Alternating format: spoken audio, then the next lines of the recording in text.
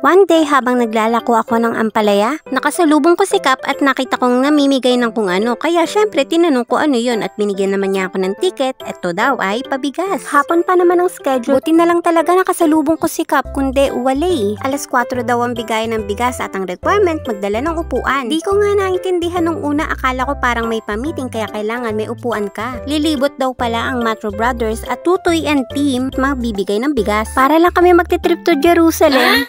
At tinabot na nga kami ng dilim sa paghihintay. Madaming barangay din kasi ang dinaanan. Pang-anim kaming barangay. Although sa main road ang daan, syempre naglalakad lang sila at mabagal ang pag-usad. Naka-live sila sa Facebook kaya nakikita rin naman namin kung nasaan na sila. Isa ring dahilan kung bakit mabagal ang usad, meron na rin kasing mga sumasalubong talaga. Galing sa mga mas malalayong barangay. Kaya yung mga medyo matinong nagaantay sa pwesto medyo matatagalan pa talaga mabigyan. Tigli 5 kilong bigas nga pala ang pinamimigay. Mga 2 linggo rin siguro sa amin kaya yun. Tsaga-tsaga din sa pag-aantay. Eto, natatanong ko na si Sir Tutoy. Ito yung pang live nila. Kaya medyo matagal din kasi masyado silang hands-on. Gusto nila sila pa talaga mag-aabot ng bigas or magko-collect ng ticket.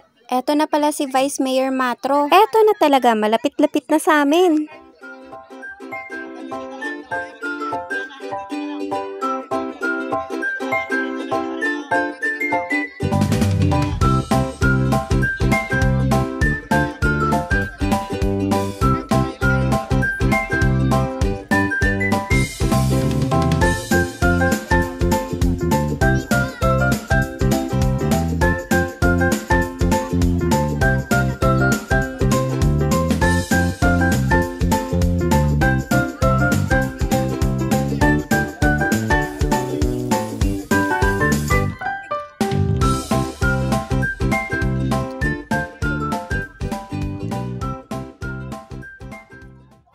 At eto na nga ang nakuha kong bigas.